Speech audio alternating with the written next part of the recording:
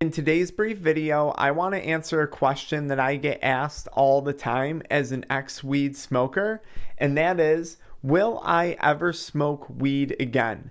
And in order to answer this question, I want to walk you guys through my three-step thought process that I find myself going through every time I'm asking myself this question from time to time. If you're new to the channel, my name's Dr. Frank. I'm the founder of Addiction Mindset Recovery Coaching Programs, which are dedicated to helping people quit nicotine, THC, energy drinks, and adult media content, substances that I once struggled with. For more free and paid resources, be sure to check out the video description and the pinned comment in this video. So the first question I find myself asking when I'm walking through this scenario in my head, will I ever smoke weed again, is why. So you want to pause and you want to ask yourself, why is it that I'm thinking about smoking weed again? Am I in this situation where I'm trying to use it to cope? Was there recently a tragedy that happened? A death, a breakup, the loss of a career, the loss of a job? Was it because I'm looking to have a good time with some friends? Perhaps you're out one night, everyone's out having a few drinks, some people are smoking weed, and you're thinking, would this enhance my fun? Would this enhance my social experience? Is it for celebratory reasons? Maybe you just got into a new relationship, or you just landed a new career. You just built your first home, whatever it is. And you're thinking, okay, it's time to celebrate. And I'm thinking weed would be a good way to enhance this experience. Or is it because I'm bored? Am I simply at a point in my life where I don't have a lot going on right now? And am I starting to consider the fact that smoking weed might some way, shape, or form enhance my quality of life right now? So that's the first question that goes through my head. I pause when I think about smoking weed and I ask myself, Frank, why? Why is it in this moment that you're considering smoking weed? And then what I do, let's say it's because of tragedy or for reasons involving coping, I'll say to myself, Frank, what are your other options? Is now a good time to maybe re-enlist yourself back into therapy? Because I get therapy too, right? Is now maybe a good time to go work out? Is now maybe a good time to go dive into one of your hobbies or do something that can distract you from maybe this sad situation going on? Is there another way that you can cope that's been effective in your recovery process that didn't involve smoking weed? If I'm having fun and I'm thinking about doing it for fun reasons, I just simply say to myself, well, is weed really going to enhance this situation that much? Or am I having fun because I'm with friends, I'm with family, and we're all just hanging out having a good time? And then I'd say to myself, realistically, if I feel that I need weed to enhance the situation that much more, chances are, in my case, it's not actually a fun thing to begin with.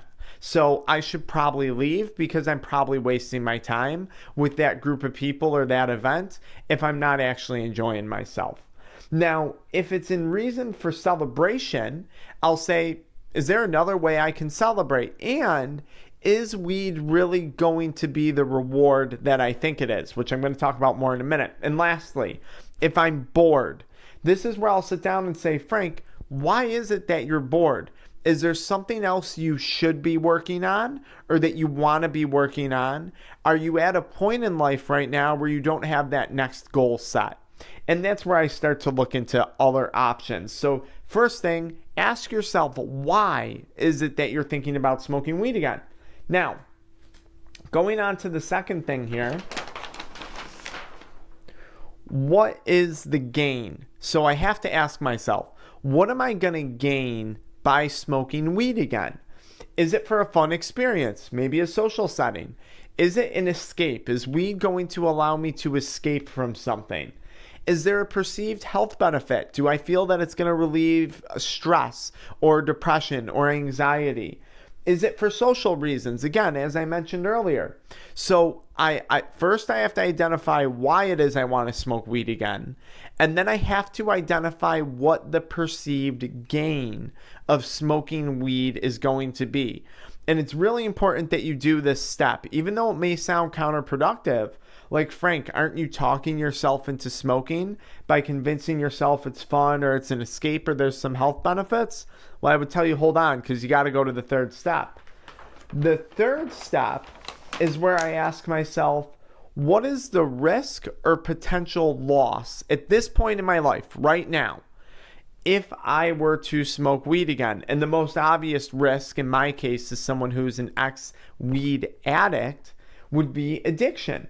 So what comes along with addiction? Well, there's feelings of guilt, sadness, anxiety, and thinking about that, well, geez, if I was thinking I was going to use it to cope, but I know this has always been an outcome in the past, maybe I shouldn't. Maybe coping isn't really a gain. Maybe it's not really the escape that I saw it as.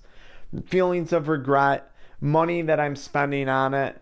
Perhaps you get drug tested. Perhaps you're at risk of losing your job. Perhaps addiction has created some family issues in your life. And perhaps if you smoke, it might rekindle those family issues. You know, you're a younger guy or girl and your mom doesn't want you smoking in the house, and this could lead to you getting kicked out. What about the health risks? I suffered from the first stage of CHS. What if those health concerns start to come back? What if I start to get sick again? Is that going to land me in the hospital? Is that going to land me in more doctor's visits? Is that going to cost me time? So I have to ask myself, what are the risks? Now, in my case, being 5 years out, and I want to explain this, I would have a job on the line. I would have a house on the line. I would have a wife on the line. And a lot of my hobbies would also be put on the line, potentially by smoking again. Now, here's the reality. Maybe I smoke and nothing happens. Maybe I get a few laughs in with my friends. I put the weed down and I don't pick it up again for another few years or another few months. And my life goes on perfectly fine. Because that does happen to some people. That's a real situation. But on the flip side of that, I ask myself, what if I don't smoke? What if I never smoke again? What if I don't smoke in this situation to cope or to celebrate or to have more fun? Life continues to go on as is.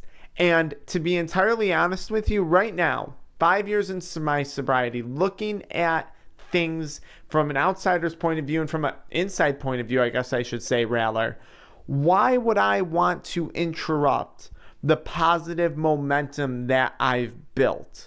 For what reason? Why would I want to risk all those things? What if I never smoked again? Life continues to go on. It is what it is. It's simply a life without cannabis. And thus far, that life has been proven to be much, much better for me personally. Now, some people may say, well, Dr. Frank, so for me, it's an easy no. I don't intend on smoking again.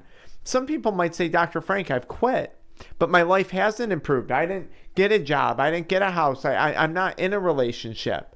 And my only thing I would tell you is, listen, this is your journey. Your journey is different from my journey. And maybe you'll go back to weed, maybe you won't.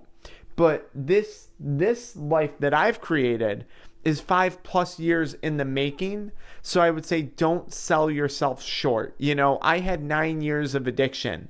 So I want to give myself minimally 9 years of sobriety and then compare the two side by side, because that's the only way I think it would be a fair comparison. Okay? So if you're going on right now and you're saying, Dr. Frank, I don't have a lot on the line. I might as well go back to smoking. I don't have a lot to lose. I would tell you, keep building, keep pushing, keep going. And I'd tell you even more, join our Addiction Mindset Accountability Group. You can find it in the pinned comment. Book a one-on-one call. Download the free 90-page PDF I put out on quitting addictions. Go to the video description, go to the pinned comment, check those things out, or just follow me into the next video. Any one of those things is going to help.